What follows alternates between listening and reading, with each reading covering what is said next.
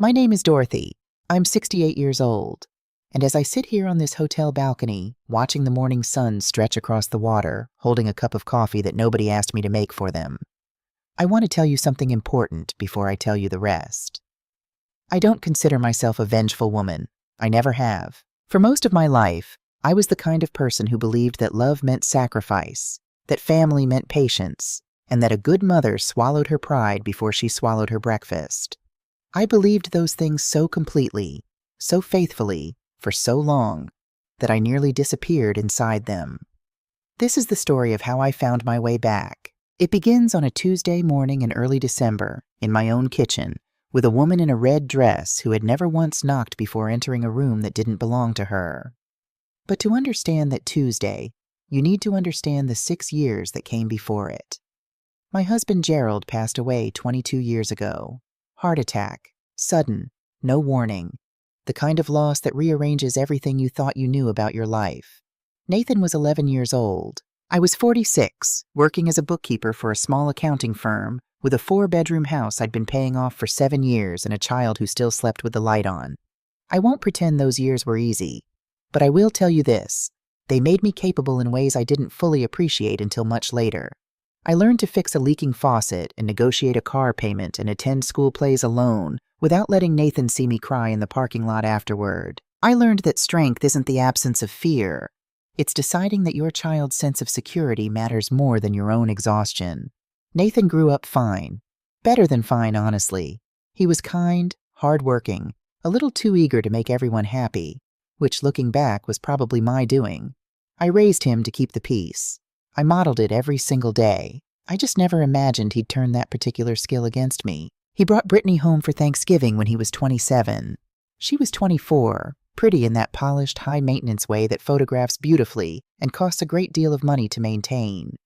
She had long, dark hair, a smile she deployed like a tool, and a way of entering a room that made it immediately clear she expected the room to adjust itself around her. I tried.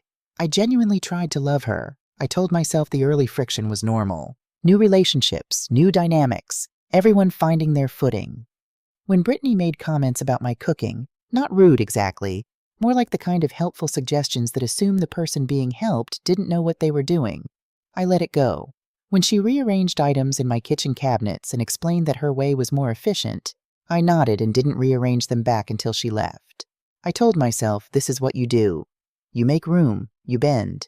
But there's a difference between bending and breaking, and the trouble with bending a little every day is that by the time you notice you're broken, you've forgotten what straight felt like. Within a year of their marriage, my house had become something I no longer fully recognized. Not in any dramatic, sudden way. It happened the way fog rolls in, slowly, and then all at once. Brittany had a way of expanding into space. She'd arrive unannounced and install herself in my kitchen like she owned it, opening the refrigerator without asking, helping herself to whatever she found, then commenting on what I should have instead. She'd invite her friends over, to my house, and I'd find myself cooking for 8 people on a Saturday afternoon because somehow, between one conversation and the next, it had become my job. It was always framed as a compliment. Dorothy's cooking is incredible. Nobody makes pot roast like Nathan's mom. We're so lucky to have her. Lucky, as though I were a feature of the house, a very useful appliance. The parties were the worst of it. Brittany loved to entertain, which meant Brittany loved for me to cook, clean, serve, and disappear, in that order. I'd spend 2 days preparing food, 1 day setting up, and then stand in my own kitchen washing dishes while she stood in my living room accepting compliments for the lovely evening she'd organized. I watched her do it so many times I stopped being angry about it. That's the insidious thing about being slowly diminished. Eventually you start to believe the smaller version of yourself is just who you are. Nathan saw it. I know he did. There were moments, a flicker behind his eyes, a slight hesitation before he agreed with something Brittany said about me, where I could see the boy I raised, the one who knew better. But he'd learned very efficiently that the path of least resistance in his marriage ran straight through his mother's silence. And so he let it run. I didn't blame him entirely. I didn't let myself. But I remembered. The Tuesday morning in question was December 3rd. I was in my kitchen making myself a quiet cup of coffee, one of the small, private pleasures I'd learned to protect, when I heard the front door open. No knock. There never was a knock. Brittany came in wearing a red dress that probably cost more than my first car. Her heels came down on my ceramic tile, one sharp click at a time, the particular rhythm I'd come to associate with incoming demands. She was smiling. That smile always meant she wanted something. She settled herself into my kitchen chair, the one by the window, the one I'd had since Gerald was alive, the one with the small worn patch on the armrest where his hand used to rest, and crossed her legs like she was conducting a meeting. "Dorothy," she said, "I have the most wonderful news." I turned from the counter, coffee in hand, and waited. "My entire family is coming for Christmas." She paused for effect, clearly expecting delight. "All of them. 27 people, give or take. 27 people, give or take." She said it the way you might say a few extra napkins, like it was a minor detail, easily absorbed, requiring no particular response from me beyond enthusiasm. "I've already talked to everyone," she continued, pulling out her phone. "Uncle Raymond is flying in from Dallas. You'll love him. He's very generous when he's in a good mood. Vivian and Tyler are coming from Boston, the kids, too. My cousins, Aunt Patricia, the whole group." She looked up briefly. "I was thinking 3 turkeys, and that apple bourbon cake you make. Everyone loves that. Oh, and the house will need to be fully decorated. I want it to look beautiful for photos." She set her phone down and looked at me with the patient expression of someone waiting for their order to be confirmed. "You'll handle everything, of course. The cooking, the setup, the cleaning. You're so good at all of it." The kitchen was quiet except for the refrigerator humming, and somewhere outside, a car moving slowly down the street. I looked at Brittany, at the phone on my table, at Gerald's chair, the one she was sitting in without knowing or caring what it meant. And something inside me, something that had been bending for 6 years, went perfectly, completely still. I smiled. "Perfect," I said. Brittany's smile flickered, just slightly, the way a candle moves when someone opens a window across the room. "Perfect," she repeated, testing the word. "It will be a perfect Christmas," I said pleasantly, turning back to my coffee. "Because I won't be here." The silence that followed had a texture to it, dense and slightly electric. "I'm sorry?" Her voice had gone up half a register. "I'm going on vacation." I set my mug down on the counter. "I've been meaning to take some time for myself. This seems like the right opportunity. You're all welcome to use the house. You'll just need to handle the arrangements yourselves." The color drained from her face in stages, her cheeks first, then her lips, until what remained was a pallor I'd never seen on her before. "You can't, she managed. "I can, actually. It's my house." 4 words. I had been saving them for a long time without knowing it. Brittany stood up. The pleasant meeting tone was gone. "Nathan is not going to allow this. Nathan," I said carefully, "is my son, not my supervisor." She grabbed her phone, heels clicking with new urgency, desperation replacing authority, which is, in my experience, a very revealing substitution. She moved toward the living room, already dialing. I finished my coffee. Nathan arrived home from work at 6:15, which meant Brittany had approximately 7 hours to construct her version of events. I'd spent those 7 hours doing ordinary things, a load of laundry, some reading, a long phone call with my sister Helen. I was calm by the time I heard his key in the door. More than calm, actually. I felt for the first time in years entirely like myself. He appeared in the kitchen doorway still wearing his office jacket, tired in the way that comes from a full day of work, followed by an evening of someone else's anxiety. Brittany appeared behind him, arms folded, wearing the expression of someone who has already decided she's won. "Mom!" Nathan's tone was careful, diplomatic, the tone he'd developed since the wedding, designed to sound reasonable while functioning as pressure. Brittany told me what happened. "Don't you think you might be overreacting a little?" "No," I said. "But it's Christmas. It's family." "It is," I agreed. "Which is why I'd like to spend it peacefully, on my own terms, for once." Brittany stepped forward, positioning herself between Nathan and me the way she always did. "Dorothy, I've always thought of you as a second mother. You know that." "If that were true," I said gently, "you'd have asked me, not told me." I was excited. I wanted it to be a surprise. "A surprise for whom? You're not the one doing the work." Nathan ran a hand through his hair. His tell, the gesture he'd made since childhood when he was caught between what he knew was right and what was easier. Look, Mom, I know things have been a lot lately, but Brittany's family travels far for this. We can't cancel now. I didn't say cancel. I said I won't be here. Mom, Nathan. I looked at my son directly, past the diplomatic tone, past the tired eyes, past 6 years of him standing slightly behind his wife and calling it marriage. When was the last time anyone in this house asked me what I wanted? Not what I could provide, what I actually wanted. He didn't answer. The refrigerator hummed. I'm leaving tomorrow morning, I said. The house is yours for Christmas. Brittany's composure cracked open. That is emotional blackmail, Dorothy. You're using our situation to manipulate us. Do you know what emotional blackmail actually is, Brittany? I kept my voice even. It's being told every year for 6 years that a good mother-in-law puts family first when she declines to cook for 14 of your friends. It's having my plans dismissed because I'm retired and therefore have nothing better to do. It's being made to feel selfish for wanting one quiet Christmas in my own home. I paused. That's what it is. I've had quite a lot of it. The kitchen was so quiet I could hear the wall clock ticking. Then Nathan said something that landed differently than anything else. He didn't say it to hurt me. I don't think he even heard himself say it. He just said quietly, almost to himself, Mom, the deposit on the new apartment wiped out our savings. We really can't afford a caterer right now. I turned slowly. What apartment? The silence that followed was the specific silence of a secret coming loose. Nathan and Brittany exchanged the glance of two people who have just remembered something they meant to hide. Brittany recovered first, but not before I'd already seen what I needed to see. We were going to tell you after the holidays, Nathan said carefully. We found a place downtown. 3 bedrooms, nice building. It's a good investment. How are you funding it? I asked. My voice was calm in a way that was no longer natural. It was the calm of someone who already knows the answer and is watching to see how the lie takes shape. Brittany's expression shifted. The wounded look dissolved, replaced by something brighter and more strategic. That's exactly why this Christmas is so important. She leaned forward slightly.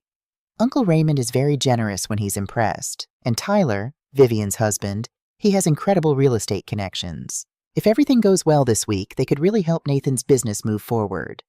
She said it like a woman sharing good news. I said nothing for a long moment. So the Christmas dinner is a fundraiser, I said. That's not what...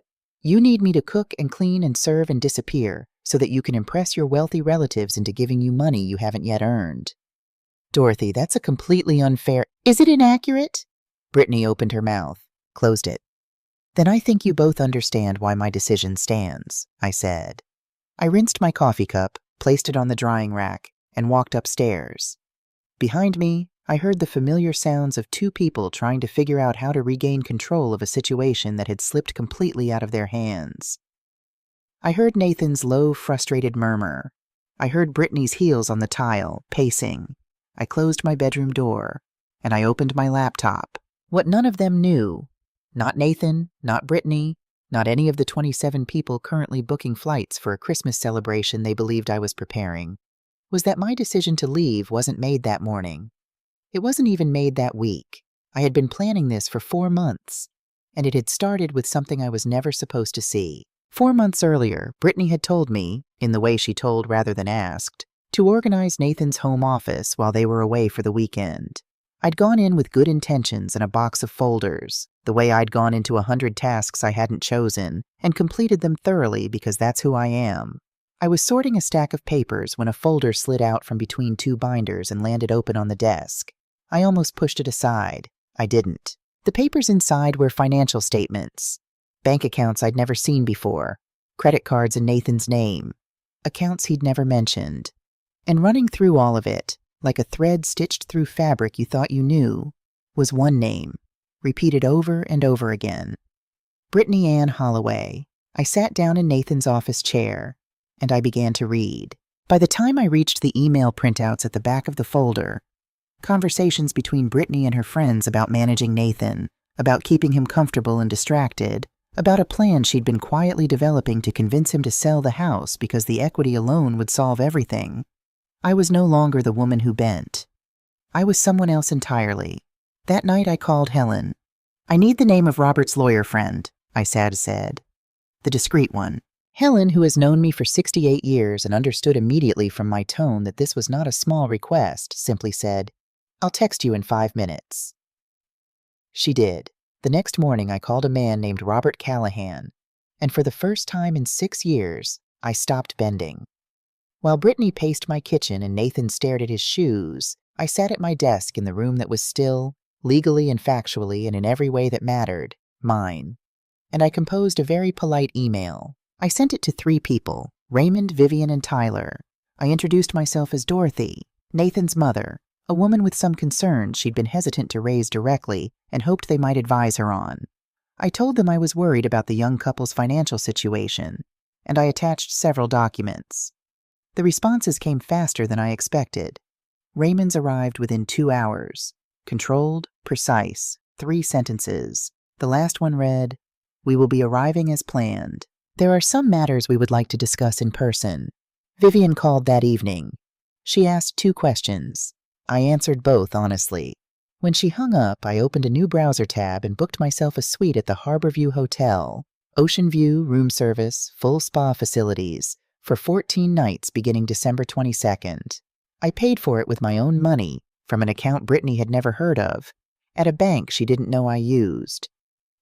I slept better that night than I had in years. Outside my bedroom door, I could hear them still.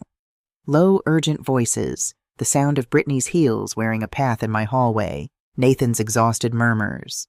The sounds of people scrambling to reconstruct a plan that had never accounted for the possibility that I might simply stop.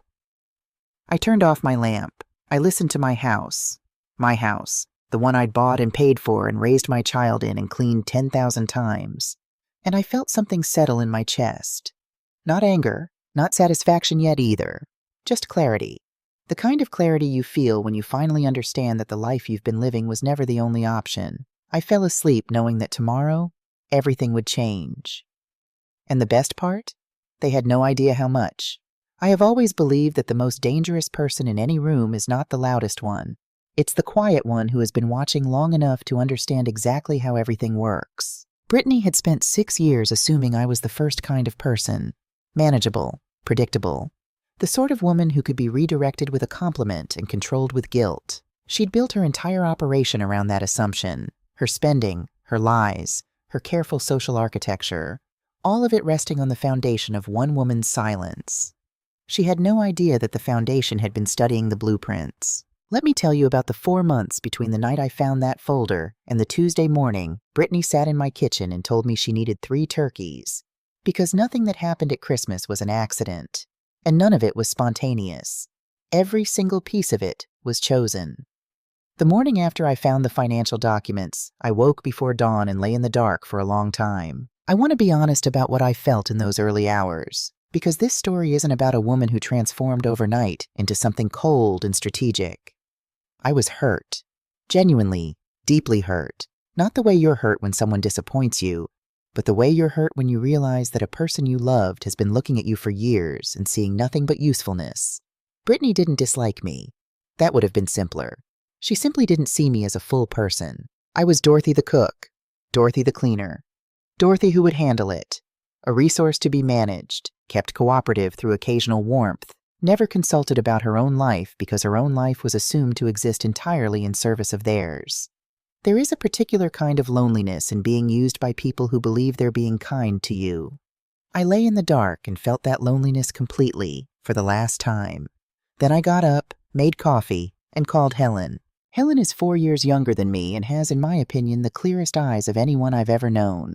She's been married to the same steady man for 38 years, raised 3 children who genuinely like her, and has never once in her life allowed someone to treat her as furniture. I used to think it was a personality trait she was born with. It took me until I was 68 to understand that it was a choice she made, repeatedly, every single day. "Tell me everything," she said when she heard my voice. I told her. She was quiet for a moment when I finished. Then, with the calm of someone who has been waiting for a particular phone call for years, "Don't do anything until you talk to Robert's contact. Don't confront Brittany. Don't say a word to Nathan. Not yet." "Why not yet?" "Because right now you're hurt, and hurt makes noise. You want this to be quiet." She was right. She's almost always right. I didn't make a sound for 4 months.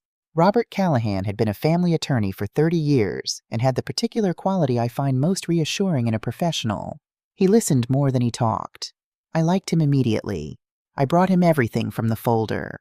He spread the documents across his conference table and went through them methodically, asking questions I hadn't thought to ask.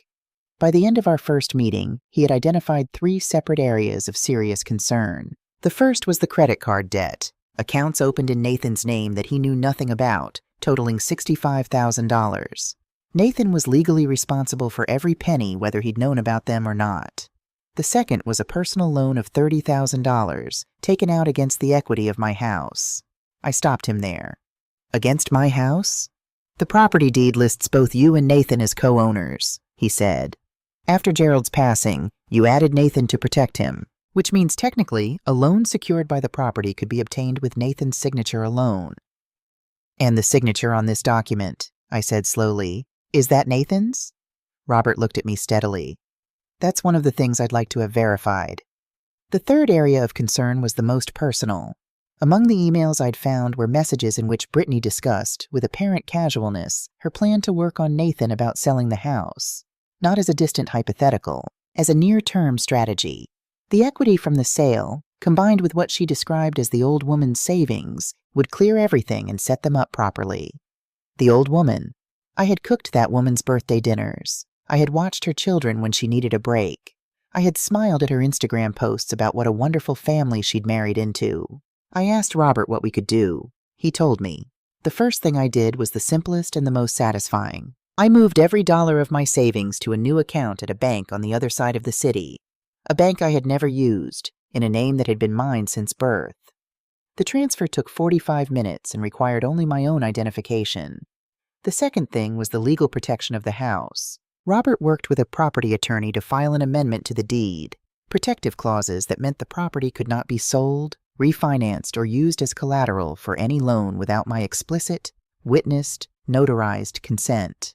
Not Nathan's, mine. The process took 6 weeks. I signed the final documents on a quiet Wednesday afternoon and felt the particular satisfaction of a door closing against something that had been creeping too close. The third thing required a private investigator. I want to be clear about this. I did not hire one out of cruelty or obsession. I hired one because I had documents that told part of a story, and I needed to know whether the rest of the story was worse. In my experience, when something looks bad, it is either exactly as bad as it looks, or considerably worse. It is rarely better. It was considerably worse. The investigator, a quiet professional man named Gary, whom Robert had worked with for years, confirmed the credit card accounts, documented additional spending patterns I hadn't found, and verified something I had only suspected.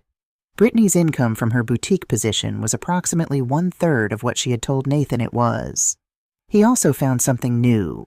Brittany had been telling her relatives, Raymond, Vivian, Tyler, and others further out in the family, that I was in declining health and had recently updated my will to name Brittany as a primary beneficiary. She had used this story, told with great sincerity and appropriate sadness, to borrow money from various family members. The funds were described as helping Dorothy through a difficult time and would be returned once the estate was settled. The total borrowed under this pretense, $25,000. I sat in Gary's office and read his report twice. Then I thanked him, paid his invoice, and drove home in silence. I didn't cry this time. I felt something cleaner than hurt. A crystalline resolve that I recognized, distantly, as the same feeling I'd had the night Gerald died, when I understood that life had handed me something I hadn't chosen, and I could either be destroyed by it or decide what to do next. I decided what to do next. The fourth thing was the one I'd thought about the longest. I composed 3 emails, addressed individually to Raymond, Vivian, and Tyler. I introduced myself as Dorothy, Nathan's mother, and told them I was reaching out because I was concerned about the young couple's financial situation and wasn't sure how to help. I said I'd found some documents that worried me and wondered if they might offer guidance. I attached the bank statements. Not all of them, just enough. I was not trying to destroy Brittany. What I was trying to do was ensure that the people being deceived had the information they needed to protect themselves, and that the people planning to hand over financial support understood what the real picture looked like. What happened with that information was their choice, not mine. Raymond responded in under 2 hours. His email was 5 sentences. The 5th read, "I think it would be best if we spoke before the Christmas gathering. There are some things I'd like to understand more clearly." Vivian called that evening. She asked, "Are these documents authenticated?" I told her they were. She said, "All right, we'll be there." Tyler sent a message the following morning that was only 2 lines. The second one told me everything I needed to know. "I've already spent time evaluating a property connected to this address. I'll need to discuss that when we arrive." I read that message 3 times. Then I understood that Brittany had gone further than I'd known. She'd already engaged Tyler professionally, already begun positioning my house as a transaction, without telling me, without telling Nathan. I forwarded Tyler's message to Robert. Robert called within the hour. "Dorothy, I think we need to prepare some additional documents." "I'd like everything ready by December 24th, I said. "That's Christmas Eve." "Yes," I said, "I know." I left the morning of December 22nd before either of them was awake. The previous day, I had quietly cleaned out the refrigerator and pantry. Everything perishable. Everything that was mine. Not out of spite. Out of the simple principle that if you are hosting 27 people for Christmas, the food should be food you purchased. I locked my bedroom, where the good china lived, and the linen closet with the Christmas tablecloths, and the storage room with 30 years of decorations. I'd collected one careful purchase at a time. I called the cleaning service and canceled the week's appointments, a service I paid for, and which Brittany had always taken credit for. I left a note on the kitchen table next to the spare key. "Decided to leave early. House is yours. Enjoy your perfect Christmas. Dorothy." The taxi arrived at 7. I carried my own bags. As we pulled away from the house, I didn't look back. Not because I didn't care about the house. I cared about it deeply. Every room of it, every year of my life it held. I didn't look back because I already knew exactly what I was returning to. I was just giving it time to get ready for me. The Harborview Hotel was everything I had quietly promised myself on the worst evenings of the past 6 years. A suite on the 5th floor with a window that ran the full length of the sitting room, looking out over water that changed color through the day. Steel gray in the morning, green-blue by afternoon, gold when the sun came down. Room service that appeared whenever I wanted it. A spa that smelled of eucalyptus. A bed with pillows that nobody would ask me to fluff for anyone else. I ordered eggs Benedict with smoked salmon for breakfast and ate them slowly, watching the harbor, while my phone began its first round of notifications. I put it on silent. By 10:45, I had 17 missed calls from Nathan and 29 from Brittany. I listened to the voicemails the way you might watch a play you've already read, knowing the shape of it, simply appreciating the performances. Nathan's first. "Mom, we found your note. Where are you? Are you okay? Call me." Brittany's second, her voice tight with controlled panic. "Dorothy, I don't know what you think you're doing, but please call us back." Nathan's third, quieter. "Mom, Brittany's family gets here in 3 days. Can you at least tell us where you put the decorations?" Brittany's fourth, and here the composure had begun to crack. "Dorothy, I just checked the pantry. Why is everything gone? Where is the china? Please, just call me. Please." I set the phone down and poured more coffee. The thing about watching someone encounter the natural consequences of their own choices is that it is not, in my experience, as satisfying as people expect it to be. There was no thrill in listening to Brittany's voice go from imperious to frantic. There was only a kind of quiet recognition. Yes, this is what it actually requires. All of it. The planning and the shopping and the days of preparation. Isn't it interesting to discover that? And something that felt less like victory than like finally being seen accurately. At noon, a message arrived from Raymond. "Dorothy, my family has reviewed the documents carefully. We have decided to arrive 1 day earlier than planned. We would like to have a private conversation with Brittany before the larger gathering. I understand you will be traveling. I think that may be for the best. Some conversations happen more honestly without an audience." I replied, "Raymond, I understand completely. Brittany and Nathan will be delighted to host you. I'm sure you'll have much to discuss." I set the phone down on the table beside my coffee cup and looked out at the harbor for a long time. Then I picked up the spa menu and scheduled a massage for the afternoon. My shoulders, for the first time in what felt like years, were beginning to unknot. The morning of December 23rd. I was on the balcony with my second cup of coffee when my phone rang. "Nathan, I let it ring through, then listened to the voicemail. His voice had changed.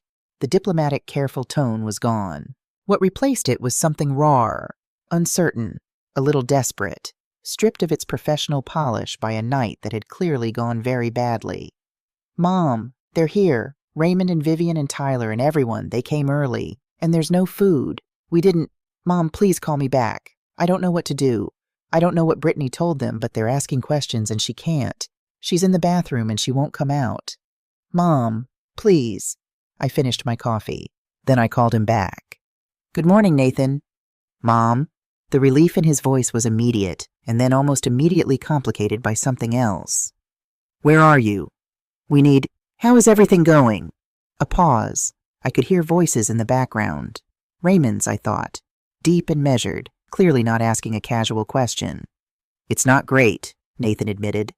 "Brittany can't explain why there's nothing prepared. Raymond keeps asking her about finances, about some documents he received, and his voice dropped. "Mom, did you send them something?" "I sent them information they deserve to have," I said, as people who were about to be asked for money based on things that weren't true. Silence. "Nathan, what's happening in that house right now is a conversation that should have happened a long time ago. I'm sorry it's happening at Christmas, but I'm not sorry it's happening. Mom, order food from somewhere. Take care of your guests. And when you're ready to talk, really talk, not manage and smooth over and avoid. I'll be here." I could hear him breathing. In the background, Raymond's voice had gone quieter, which in my experience means the conversation has gotten more serious, not less. "When are you coming back?" Nathan asked finally. "Tomorrow morning," I said. "Make sure everyone stays." I hung up. That afternoon, Vivian sent me a message I read 3 times. "Dorothy, I need to tell you something my sister told our family. She informed our cousins that you are in poor health and have named her as a beneficiary in your will. She used this to borrow a combined $25,000 from them, supposedly to help you and to be repaid from the estate. I want you to know that I am deeply ashamed, not of you, of what my sister has done, and of the fact that we were too willing to believe what she told us to see what was actually happening to you." I read that message standing in the bathroom of my hotel suite. I felt something move through me that was not grief, and not anger, and not quite forgiveness either. It was something older and less defined, the feeling of being finally, accurately witnessed by someone who had not been looking carefully enough before and knew it. I typed back, "Thank you, Vivian. I'll see you tomorrow morning." That evening, I hired a car and drove slowly past my street. From half a block away, I could see the lights on in every room. 2 rental cars in the driveway. A grocery bag abandoned on the front steps. One of Brittany's decorative wreaths hanging slightly crooked on the door. And then, sometime while I watched, straightened by someone who still cared enough about appearances to fix it. I asked the driver to take me back to the hotel. I had one more call to make. To Robert, to confirm he'd be there at 10. And one more call to Helen, to confirm she was ready for her part. Then I was going to sleep 8 hours, order the best breakfast on the menu, and in the morning return to my house. My house, the one with the worn patch on Gerald's armrest and the tile floor I'd chosen myself, and 30 years of the smell of something real, and finish what I'd started. Quietly, completely, and with considerable grace. I have made exactly 3 decisions in my life that I knew, in the moment of making them, would change everything that came after. The first was the morning after Gerald died, when I looked at 11-year-old Nathan eating cereal at the kitchen table, carefully, quietly, as though the wrong movement might break something, and decided that grief was something I would carry privately so that he could carry his childhood normally. The second was the night I found the folder in Nathan's office, when I chose not to confront and destroy but to understand and prepare. The third was the morning of December 24th, when I zipped my bag closed in a hotel room overlooking the harbor, looked at myself in the full-length mirror by the door, and said quietly, without drama, to the 68-year-old woman looking back at me, "You're going home now, and things are going to be different." Robert Callahan arrived at my hotel at 8:30 with his leather briefcase and 2 cups of coffee from the place downstairs. We sat at the small table by the window and went through everything one final time. The amended deed, the revised will, the documentation Gary had compiled, the residency terms we'd drafted over several careful conversations in the preceding weeks. "Are you ready for how they'll react?" Robert asked. I've been watching how they react to things for 6 years, I said. I think I have a reasonable estimate. He nodded, closed the briefcase. I'll be there at 10. I finished my coffee and watched the harbor one last time. Then I went downstairs, got into the car I'd arranged, and rode toward home. The street looked different in the morning light. Quieter. 2 of the rental cars were still there. The abandoned grocery bag had been brought inside. The crooked wreath had been straightened. I put my key in the lock and opened the door. The house smelled of stale takeout and a candle someone had lit to cover it. The living room had the exhausted quality of a space where serious things had been said and nobody had slept well afterward. 3 coffee cups sat on my side table without coasters. Nathan was the first to appear. He came from the kitchen still carrying his cup and nearly dropped it when he saw me. His face moved through relief and shame and something more complicated in about 3 seconds. "Mom." "Good morning," I said. I set my bag down by the stairs, my stairs, and looked at him steadily. "How is everyone?" Before he could answer, the others came. Raymond from the hallway, with the bearing of a man who had spent a sleepless night reaching conclusions and was ready to act on them. Vivian behind him, her expression carrying the careful composure of someone who has learned to keep feeling and function separate. Tyler behind her, quieter than I'd expected. Cousins Patricia and her husband James, who simply looked tired. And finally, Brittany. She appeared at the top of the stairs and stopped.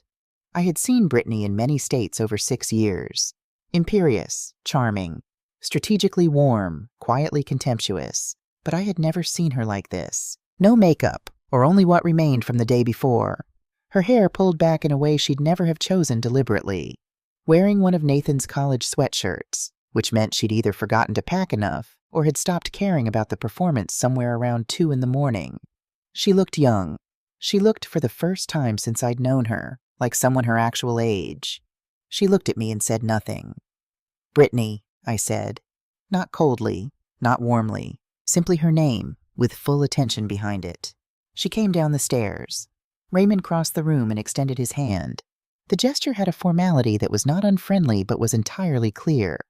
One adult acknowledging another with appropriate gravity.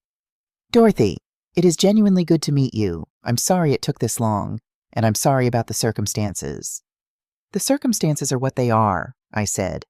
"I'm glad you're here, Raymond. I mean that." Vivian stepped forward and hugged me. Brief, firm, the hug of someone with sisters who understands that some things are said better without words. "I'm sorry," she said quietly, near my ear. "For all of it." "You didn't know," I said. "We should have looked harder." I didn't argue with that. It was true. Tyler shook my hand and said with a directness I respected, "I want you to know that any conversations I had about property evaluation, I had no idea the property was yours or that you hadn't been consulted. I'm sorry. That's all." "I know," I said. "I believe you."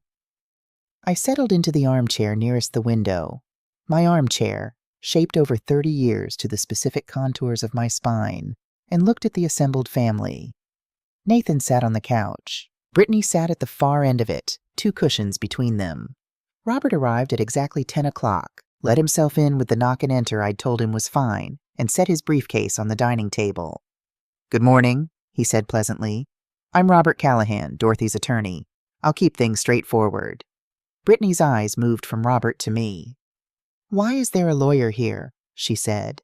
Her voice was quieter than I'd heard it, the sharp edges worn down by a long night. "Because some of what we're going to discuss today has legal dimensions," I said, "and I think everyone deserves to hear them clearly, from a professional, not filtered through anyone's version of events. Dorothy, I know things got out of hand. I know the last few days have been—" "Brittany," I said it gently. "Let Robert speak first. Then you'll have the opportunity to say whatever you'd like to say." She looked at Nathan. Nathan looked at his hands. Robert laid out 3 documents on the table with the efficient calm of someone who understands that clarity is kinder than suspense. "First," he said, "the property deed. Dorothy has filed an amendment establishing sole decision-making authority over this property in her name. The house cannot be sold, refinanced, or used as collateral for any financial instrument without her explicit written and notarized consent. This amendment is already registered and legally binding." He paused to let that settle. Tyler exhaled slowly. He'd understood what that meant the moment Robert said it. Second, the will. Dorothy has restructured her estate documentation to place this property in a protected family trust. The terms provide for Nathan's long-term security while preventing speculative use of the asset. Dorothy retains full control during her lifetime. Brittany said very quietly, "I'm not in it." "You were never in it," I said. "Not in any version, not in any draft. Whatever you told people about inheriting from me, that was never true. Not one word of it." The room was very still.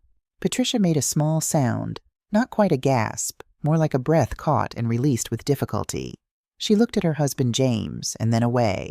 Raymond said to no one in particular, $25,000. $25,400, Vivian said quietly. She had her own folder. Brittany's chin dropped toward her chest. "I want to tell you about the moment that surprised me most. It was not Raymond's controlled fury. It was not Tyler's quiet resignation, or Vivian's precise enumeration, or Patricia reaching for her husband's hand when she realized she'd been among those who'd lent money under false pretenses. It was Nathan. He'd been sitting at the far end of the couch since I arrived, holding his coffee cup with both hands, not drinking from it, saying almost nothing. I'd been watching him the way you watch someone you've known their entire life and still cannot fully predict. When Robert finished presenting the documents, Nathan set down his coffee cup. He stood up, and he said, to the room, but not really to the room, to me, "I need to say something." Everyone looked at him. His face went through several things in quick succession. I recognized all of them. I'd watched this face work through difficult emotions since he was a boy who didn't want to admit he was scared. "I knew," he said. "Not all of it. Not the loans or the documents or what she told people about the will. I didn't know any of that. But I knew Brittany spent more than she should. I knew things weren't adding up. And I knew how she treated my mother. I saw it. Every time. And I told myself it wasn't that bad or Mom didn't mind or it was just easier to—" He stopped. The room waited. "I chose not to see it," he said, "because seeing it meant I'd have to do something about it. And I didn't want the confrontation, so I just—" He looked at me. "I let her treat you like that. For 6 years. And I'm sorry, Mom. I'm sorry in a way I don't have words for right now." I looked at my son, not at the man who'd called me dramatic and stood slightly behind his wife in every conflict for 6 years. I looked at the boy who used to sleep with the light on and sit quietly at the breakfast table and trust me, implicitly and completely, to know what came next. He was still in there. He'd just gotten lost for a while in someone else's version of things. "I know, Nathan," I said. They said. 2 words. But I meant the full weight of them. "I know you knew, and I know why you didn't act, and I know who you actually are underneath the choices you've been making. And I know that this is the moment you decide whether you're going to keep making them." He sat back down. His eyes were red. There is a thing that happens sometimes when someone's entire constructed reality collapses in a single room, in a single morning, in front of every person they've been performing for. I've seen it only a few times in my life. It looks different on different people. On Brittany, it looked like stillness. Not the stillness of dignity or acceptance. The stillness of a person who has run out of moves and is standing at the end of a board with nowhere left to step. The charm was gone. The strategic warmth was gone. The imperious confidence was gone. What remained was a 30-year-old woman in her husband's sweatshirt who looked, for the first time since I'd known her, genuinely frightened. Not of me, of herself, of what she'd done, of what it looked like when all the rationalizations were stripped away and just the facts remained. Raymond spoke to her quietly and directly. I won't recount all of it. Some of it was family business, spoken in the register of a man who loves someone and is furious at them simultaneously, and it belonged to them. But I'll tell you the essential piece. He said, "Brittany, you used people who trusted you. You used their love for you as a tool, and you used a woman who opened her home to you as a ladder you were planning to kick away when you were done climbing it. That is not who we raised you to be, and it is not who you are going to continue to be. Do you understand me?" Brittany said yes. Her voice was very small. Robert returned to his documents for the final piece. Dorothy's third item concerns the arrangement of this property going forward. As the sole owner, Dorothy is establishing that access to this home requires her invitation. Visits are to be arranged in advance and are subject to her approval. There are no standing permissions for unannounced entry, use of resources, or assumption of domestic labor. He looked up. In plain terms, this is Dorothy's home. It operates on Dorothy's terms. I looked at Brittany. I want to be clear about something, I said. I'm not doing this to punish you. I'm doing it because for 6 years I didn't have any terms. I didn't have any boundaries. I thought that love meant having no edges, and all that got me was 6 years of being someone's resource instead of someone's family. I paused. I would like to be family. Real family, not the performing kind. But that requires honesty and respect from everyone in the room, including me, including Nathan, including you. Brittany looked at me. For the first time, the genuine first time, I saw something in her face that wasn't performance. It was partial and uncomfortable, and she didn't know what to do with it, but it was real. I don't know how to do this differently, she said. I know, I said. That's why there's a condition.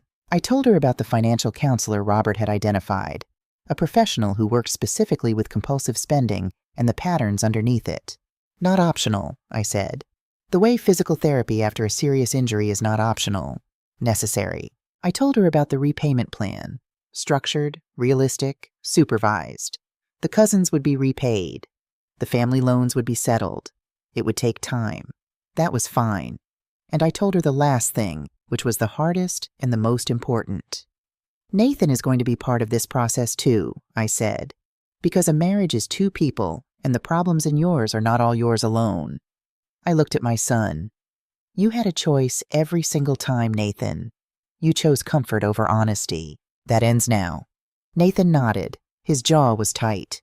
He was holding something back, but holding himself together, which was the best he could do right now, and possibly enough.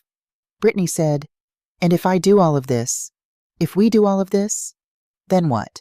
I looked at her for a long moment. Then you come to dinner, I said, when you're invited, and you sit at the table as a guest and a daughter-in-law and a person, not as someone managing an impression, and we see what we can build out of what's left. That's it? That's everything, I said. It's actually quite a lot. Raymond left first, after a long conversation with Nathan in the kitchen. I did not listen to but suspected covered significant ground. He shook my hand at the door with both of his. Dorothy, you are a remarkable woman. I'm sorry I didn't know you sooner. You know me now, I said. Vivian hugged me again at the door, longer this time. She's going to need her family, I said quietly. We're not going anywhere, Vivian said. We're just not going to pretend anymore. Good, I said. They said. That's exactly right. Patricia hugged me, which surprised me pleasantly. James shook my hand and said simply, Thank you for being honest with us. I thought about that for a while after they'd gone. The house emptied gradually, the way houses do after something significant has happened in them, each departure taking a little of the weight with it, until what remained was ordinary and breathable again. By noon, it was just Nathan, Brittany, and me, and Helen. Helen arrived at 12:15 with her station wagon in a level of cheerful efficiency I found immediately and deeply comforting. She had been cooking since the previous afternoon, the full spread, carefully planned, none of it requiring my labor today because that had been the arrangement, and Helen keeps arrangements. She brought a roasted chicken because I told her I was tired of the symbolic weight of turkey, sweet potato casserole and green beans and rolls from the bakery on Ferris Street that I'd loved for 20 years, and apple bourbon cake, which had been requested in a way by the woman now sitting quietly at my kitchen table. I decided that was fine. The cake had nothing to do with Brittany. It was mine. I'd made it for years. It would outlast all of this. Helen surveyed the kitchen with the brisk competence of a woman who has been navigating other people's difficult situations for decades, set everything on the counter, and said to Brittany pleasantly, You can help me set the table if you'd like. The good plates are in Dorothy's room. She'll show you where. It was the first time in 6 years that anyone had asked Brittany to help in my kitchen. Brittany looked at me. I looked back. Then I led her upstairs to my room, unlocked the closet, and took down the china. Gerald's mother's pattern, white with a thin gold edge, and handed her the first stack. She held it carefully, more carefully than I expected. I've always thought these were beautiful, she said quietly. So have I said. We carried the china downstairs together without speaking. It was not a reconciliation. It was not forgiveness completed. It was 2 women carrying dishes carefully down a staircase on Christmas Eve. One of them learning for the first time what it means to handle something with care, the other watching and deciding, provisionally, cautiously, that perhaps there was something here worth not dropping. We ate at 1 o'clock, 5 people at a table that could seat 12. Dorothy, Nathan, Brittany, Helen, and Robert, who had been invited to stay and accepted with the quiet pleasure of a man who had been doing difficult work all morning and was glad to see it end with food. Helen made everyone say one true thing before we ate, a tradition she'd invented for her own family years ago and deployed at the right moments. Robert said, "I'm grateful for clients who know their own worth." Helen said, "I'm grateful my sister finally stopped folding herself up small." Nathan said after a long pause, "I'm grateful it's not too late." Brittany held her fork and looked at the table. Then she said, "I don't know that I deserve to be sitting here, but I'm grateful that I am." I looked at her when she said that.